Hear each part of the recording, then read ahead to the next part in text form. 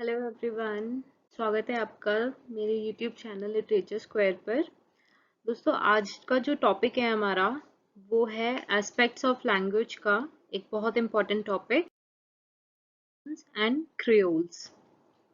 सो आज हम पढ़ेंगे पिजन्स एंड क्रियोल्स के बारे में।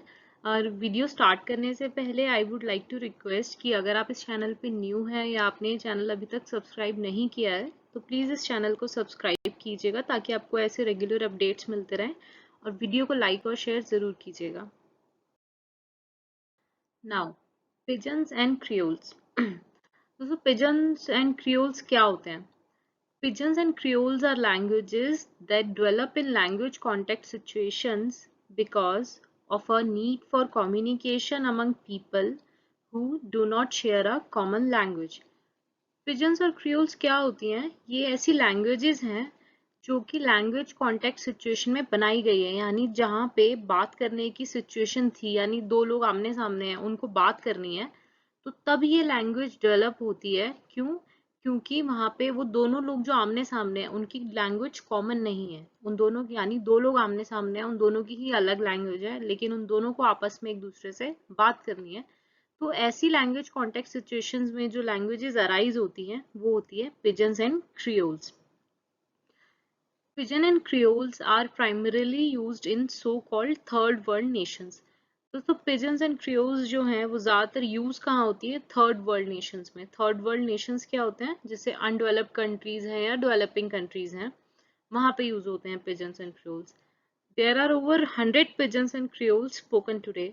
आज के टाइम पे 100 से भी ज़्यादा पिजन्स एंड क्रियोल्स हैं ऑल ओवर नेशंस जो कि बोले जाते हैं।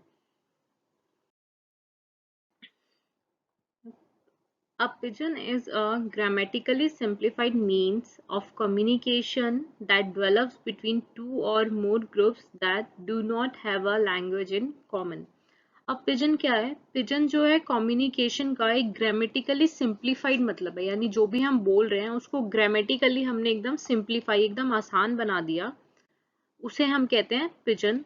जो कि दो लैंग्वेज ग्रुप, यानी दो अलग अलग लैंग्वेज के ग्रुप हैं, या दो से भी ज्यादा हैं, तीन भी हो सकते हैं, चार पांच, कितने भी हो सकते हैं, उनकी लैंग्वेजेस आपस में कॉमन नहीं है, तो वहां पे लेकिन उनको आपस में बात भी करनी है, तो वहां पे क्या अराइज होता है? पिजन। एंड नेक्स्ट, क्रियोल क्या है? A creole is a stable natural language that develops from the simplifying and mixing of different languages into a new one. और क्रियोल क्या है? क्रियोल एक स्टेबल नेचुरल लैंग्वेज है जो कैसे बनती है? काफी सारी लैंग्वेजेस को मिला के सिंप्लीफाई करके जो एक नई लैंग्वेज बन के आती है उसे हम कहते हैं creole. Pidgins are created for the purpose of forming a communication medium. अब आप ये देखिए, पिजन्स बनाए क्यों गए? पिजन बने इसलिए ताकि जो दो लोग हैं, दो ग्रुप हैं, या दो कोई भी कम्युनिटी है जिनकी आपस में लैंग्वेज सेम नहीं है, उनके बीच में बातचीत हो सके। सिर्फ इसके पर्पस से पिजन्स का इंट्रोडक्शन हुआ। They are often used between immigrants and locals and natives in order to be understood by each other without having to learn the language of the other group. ज़्यादातर pigeons and क्रियोल्स use कहाँ होते हैं? ये use होते हैं immigrants में, locals में या नेटिव्स में, इसलिए ताकि वो आपस में एक दूसरे की बात समझ पाएं बिना एक दूसरे की लैंग्वेज को जाने। अब ऐसा तो है नहीं कि वो आपस में बात करने के लिए पहले एक दूसरे की लैंग्वेज समझें तब वो आपस में बात करें, तो उसको बिना उनकी लैंग्वेज को जाने लेकिन तब भी आपस में कम्युनिकेट कर पाएं, इसलिए यूज़ होते हैं। The transition from Pidgin to Creole is a natural process which usually occurs as generations pass. अब क्या होता है? पिजन से क्रियोल बनता है। अब जैसे जैसे जनरेशन्स पास होती है, यानी एक जनरेशन से दूसरी जनरेशन, दूसरी से तीसरी, तो नेचुरली जो पिजन है वो क्रियोल का रूप ले लेता है। अब पिजन तो क्या है? हमने कोई भी लैंग्वेज को तोड़ मरोड़ के आपस में समझा लिया कि हाँ ठीक है, कुछ हमने वर्ड सामने वाले की लैंग्वेज के यूज करे, कुछ अपनी लैंग्वेज के यूज करे, वो होता है पिजन। लेकिन क्रियोल क्या है? वो लैंग्वेज विद टाइम इतनी ज्यादा वहाँ पे पॉपुलर हो जाती है कि वो क्रियोल यानी एक नई लैंग्वेज का रूप ले लेती है, तो वो बन जाती है creole. Pidgin sentences are often little and grammatical rules are generally absent, while a Creole is a fully functional language with grammatical rules. Pidgins के सेंटेंसेस में क्या होता है दोस्तों, वो काफी छोटे होते हैं और जनरली उनमें ग्रामेटिकल रूल्स नहीं होते, यानी उसमें noun, pronoun, verb, auxiliary verbs, preposition, clauses कुछ भी नहीं होता और छोटे होते हैं। और जबकि क्रियोल जो है वो पूरी फंक्शनल लैंग्वेज है, उसमें सारे ग्रामेटिकल रूल्स लगते हैं। अब जैसे पिजन का एक एग्जांपल आप ये लीजिए, it is a boy, sorry he is a boy. अब जो दो लैंग्वेज ग्रुप हैं, अब उसमें पिजन, अगर हम ये सोचेंगे कि पिजन का क्या इसमें सेंटेंस बनेगा, तो उसमें ही और बॉय, तो उसमें आपस में उन लोगों को समझ में आ जाता है कि हाँ हम क्या बात कर रहे हैं, ये एक लड़का है।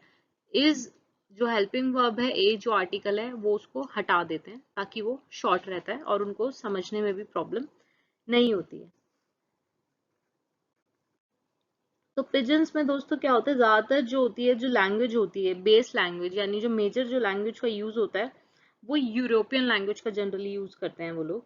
और बाकी जो दूसरी लैंग्वेज है जिसपे पूरा ग्रामेटिकल स्ट्रक्चर होता है, वो सबस्ट्रेट लैंग्वेज होती है। यानी मान लीजिए दो लैंग्वेज ग्रुप है, एक यूरोपियन है, एक अफ्रीकन है, तो जो मेजर लैंग्वेज होगी वो हम यूरोपियन लैंग्वेज लेंगे, और जो ग्रामेटिकल रूल्स जिस पे चलेंगी वो होती है हमारी अफ्रीकन लैंग्वेज, तो वो हम अफ्रीकन लैंग्वेज की उस पे यूज करते हैं। जैसे अब जैसे मैं आपको एक एग्जांपल लेके समझा देती हूँ। एक क्रियोल है, हयातियन क्रियोल। ये कैसे बना? हयातियन क्रियोल ऐसे बना था, हयाती एक जगह है, एक कंट्री है, तो वहां पे फ्रेंच जो थे, फ्रेंच लोग थे, उन्होंने क्या करा, प्लांटेशन करने की सोची, खेती बाड़ी करने की सोची। तो उन्होंने अफ्रीका से, अफ्रीका की काफी सारी जगहों से बहुत सारे क्या करा, उन्होंने लोग इकट्ठा करे, मतलब लेबर इकट्ठा करे, ताकि वो उनकी जमीनों पे काम कर सके।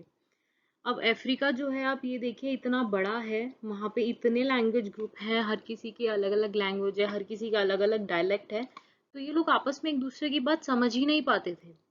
तो तब एक पिजन डेवलप हुआ, ताकि ये लोग आपस में एक दूसरे की बात समझ पाए।